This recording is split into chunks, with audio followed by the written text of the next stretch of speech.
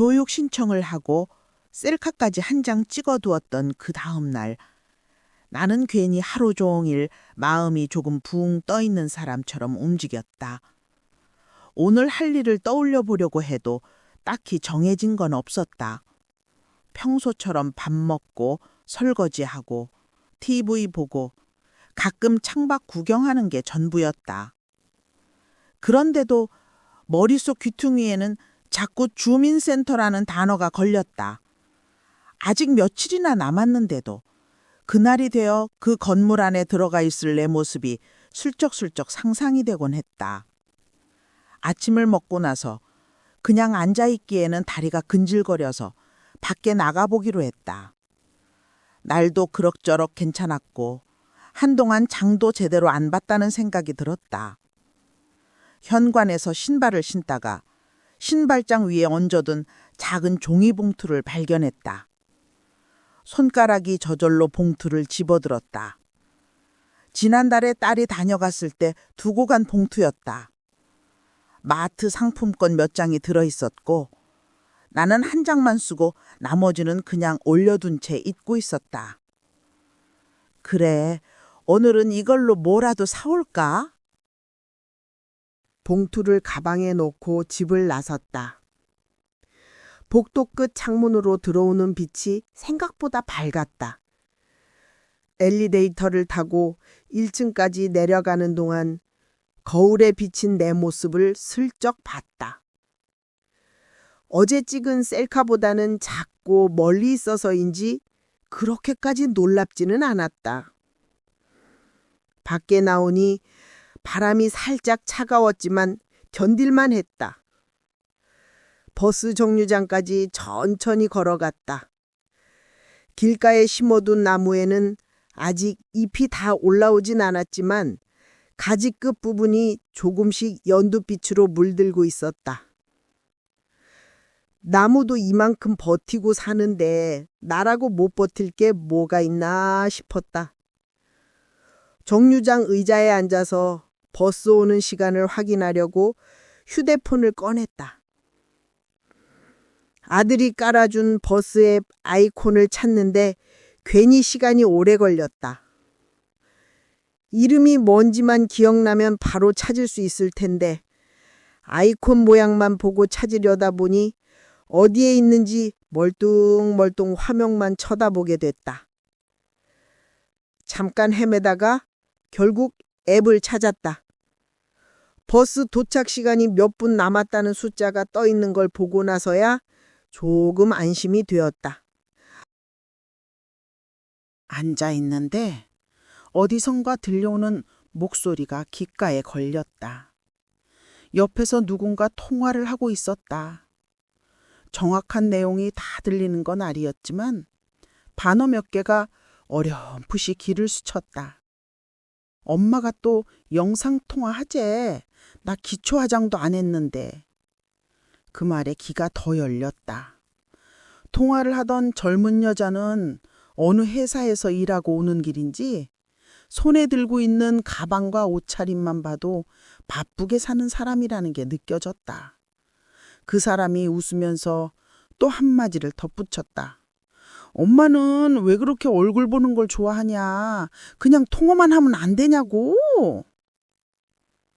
그 말을 듣는 순간 꽤 오래전 일이 하나 떠올랐다.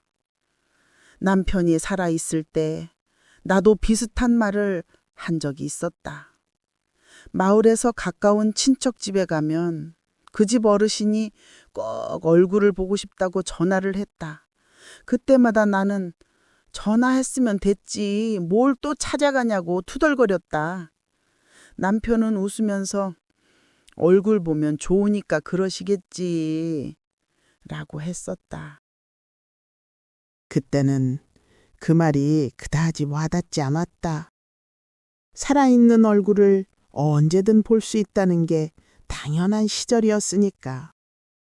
그러다 어느 날부터 남편 얼굴을 다시 볼 수 없게 되었고 이제 누가 내 얼굴을 보고 싶다고 말하면 그 말이 너무 무겁게 들리기 시작했다. 버스가 올 시간이 가까워져서 통화하던 여자는 자리를 떴다. 나는 그냥 제자리에서 버스가 코너를 돌아 들어오는 걸 바라봤다. 버스를 타고 마트 근처 정류장에서 내렸다. 마트 앞에는 장을 보러 온 사람들로 북적였다. 카트를 끄는 손길들, 과일을 만져보는 손가락들, 어딘가 급하게 걸어가는 발걸음들이 섞여 들어오는 소리가 묘하게 시끄러우면서도 살아있는 동네 소리 같았다. 마트 안에 들어가니 각종 과일들이 알록달록 진열되어 있었다.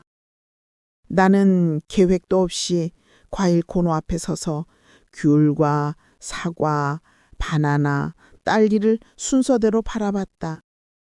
상품권으로 뭘 사야 할지 한참 고민하다가 결국 사과와 감 몇 개, 그리고 작은 요거트 몇 개를 골랐다. 혼자 사는 사람은 이런 것만 사도 한참을 먹고 산다. 계산대에 줄을 서 있다가 문득 옷 코너가 눈에 들어왔다. 마트 한쪽 구석에는 중년 여성들을 위한 옷들이 걸려 있었다.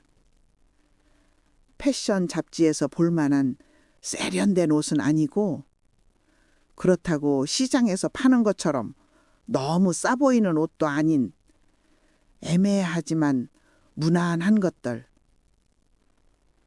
발걸음이 저절로 그쪽으로 향했다. 옷걸이에 걸린 가디건 하나를 손으로 쓸어봤다.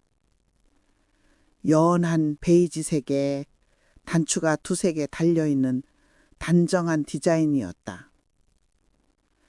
이런 거 입고 주민센터 가면 어떨까? 머릿속에 그런 생각에 스쳤다.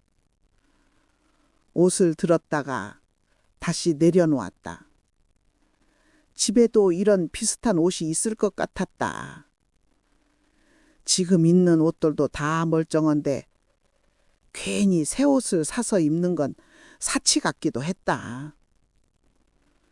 그런데도 발걸음이 쉽게 떨어지지 않았다. 목 부분을 살짝 당겨보니 촉감도 부드러웠다. 거울 앞에 서서 대충 몸 앞에 대보았다. 색깔이 얼굴에는 나쁘지 않게 어울리는 것 같았다. 뭐 앞으로 어딜 그렇게 자주 나간다고? 이 생각이 튀어나오는 순간 가슴이 살짝 쿡 하고 찔리는 느낌이 들었다. 어딜 그렇게 자주 나가지는 못해도 한 번이라도 나갈 일이 있으면 그때는 좀 예쁘게 입고 나가면 안 되나? 그렇게 스스로에게 반문해 보았다. 오랫동안 나는 이 나이에 뭘, 어차피 볼 사람도 없는데 이런 말을 입안에서 굴려가며 내가 하고 싶은 것들을 조용히 접어왔다. 새 옷을 사고 싶은 마음도, 머리를 조금이라도 다듬고 싶은 마음도, 손톱에 투명 매니큐어라도 발라볼까 하는 생각도 전부 나이값이라는 말 앞에 눌려 있었다. 하지만 요즘 들어 그런 생각이 조금씩 흔들리기 시작했다. 어차피 앞으로 살 날이 이미 살아온 날보다 적을 텐데 남은 시간 정도는 내가 나를 좀 예쁘게 대해줘도 되는 거 아닌가 싶었다. 결국 나는 그 가디건을 계산대에 올렸다. 상품권으로 결제하고 나오면서 가방 속에 들어간 영수증을 만져보았다. 왠지 모르게 가슴이 조금 두근거렸다. 별것도 아닌데 괜히 큰일 한 것 같네. 집으로 돌아오는 버스 안에서 창밖을 내다보며 문득 그런 생각을 했다. 동네 풍경은 늘 보던 그대로였다. 분식집 앞에서 떡볶이를 포장해 나오는 학생들, 슈퍼 앞에서 담배를 피우는 아저씨들, 횡단보도 앞에서 신호를 기다리는 사람들, 그 사이에 장본 봉투와 새 옷이 든 가방을 들고 앉아있는 내가 특별히 눈에 띄는 사람은 아니었다. 그럼에도 불구하고 오늘 나는 나만의 작은 사건을 하나 만들어냈다. 집에 도착해서 현관에 봉투를 내려놓고 새로 산 가디건을 옷장에서 가장 잘 보이는 자리에 걸었다. 바로 입어볼까 하다가 그건 교육받으러 가는 날 아침으로 남겨두기로 했다. 그날 아침에 오늘은 이 옷 입고 가야지 하고 옷장 앞에 서 있을 나를 머릿속에서 잠깐 떠올려 보았다. 그 상상만으로도 입가에 조금 미소가 번졌다. 그렇게 작은 정리를 마치고 나니 오히려 몸이 더 늘어지는 것 같았다. 소파에 앉았다가 잠시 후 쪽잠이 스르르 쏟아졌다. 눈을 떴을 때는 이미 오후 4시가 조금 넘어 있었다. 창밖의 햇빛은 많이 누그러져 있었다. 휴대폰 화면을 켜보니 부재중 전화가 하나 찍혀 있었다. 딸이었다. 잠깐 망설이다가 전화를 걸었다. 통화 연결음이 2-3번 울린 뒤 딸의 목소리가 들려왔다. 출근했다가 집으로 돌아가는 길인지 뭔가 뒤에서 차 소리와 사람들 발걸음 소리가 함께 섞여 있었다. 딸은 오늘 하루가 어땠는지, 밥을 챙겨 먹었는지, 몸은 괜찮은지 이런저런 안부를 물었다. 나는 대답을 하다가 오늘 있었던 일을 말해야 할지 말아야 할지 고민했다. 괜히 어색할 것 같았다. 엄마가 주민센터 스마트폰 교육 신청했어. 이렇게 말하면 딸이 뭐라고 할지 머릿속에서 몇 가지 경우를 미리 떠올려 보았다. 잘했네. 대단하다. 왜 갑자기? 이런 반응들이 섞여 있을 것 같았다. 어쩌면 엄마 그거 필요 없어. 지금도 잘 쓰면서 뭘 또 배워. 이렇게 말할 수도 있겠지. 딸이 그런 말을 자주 하는 편은 아니지만 내가 괜찮다고 말한 것들 중에는 사실 괜찮지 않았던 것들도 많았으니까. 통화를 마무리하려던 순간 입안에서 말이 저절로 튀어나왔다. 아, 그리고 말이다. 그 뒤에 이어진 말은 나 자신이 조금 낯설 정도였다. 나는 오늘 마트에 다녀온 이야기, 카디건을 하나 산 이야기, 주민센터에서 온 안내문을 보고 교육 신청 전화를 했다는 이야기를 천천히 조심스러운 말투로 풀어놓았다.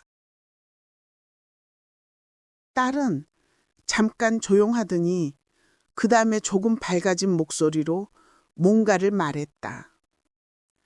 그 말 전체를 정확히 옮길 수는 없지만 대강 이런 내용이었다. 엄마가 그런 걸 신청했다는 게 자기가 더 놀랍고 기쁘다고. 영상통화도 이제 자주 해보자고. 다음에 쉬는 날 하면 화장도 좀 하고 머리도 조금 손질해서 둘이 같이 웃으면서 화면에 나타나 보자고. 그 말을 듣는 순간 가슴 어딘가가 뜨거워지는 느낌이 들었다. 휴대폰을 귀에 대고 있으면서도 눈이 조금 시큰해졌다. 전화를 끊고 나서 나는 한참 동안 소파 등에 기대에 앉아 있었다. 방 안은 달라진 게 하나도 없었는데 내가 앉아 있는 자리의 의미가 조금 바뀐 것 같았다. 조금 전에까지는 그냥 혼자서 하루를 때우는 사람의 자리였는데 지금은 어딘가를 향할 준비를 하는 사람의 자리 같았다. 스마트폰 교육이라는 게 어쩌면 별거 아닐지도 모른다. 몇 번 가서 버튼 누르는 법이나 배우고 몇 주 지나면 기억도 흐려질 수도 있다. 그래도 오늘 나는 알게 되었다. 작은 안내문 하나, 가디건 하나, 전화 한 통이 사람 마음을 이렇게 흔들 수 있다는 걸. 큰 일이 아니어도 이렇게 작은 일들이 이어지면 어느 순간 내 삶에도 방향이 조금씩 생길지도 모른다. 오늘은 그 방향이 어딘지는 아직 확실히 모르지만 그래도 조금은 그쪽으로 몸을 기울여 본 날이었다. 창밖이 점점 어두워지는 걸 보면서 나는 속으로 혼잣말을 했다. 그래, 이 나이에도 아직은 조금씩 바뀔 수 있겠구나. 그리고 그 생각만으로도 오늘 하루는 충분히 괜찮은 날이었다.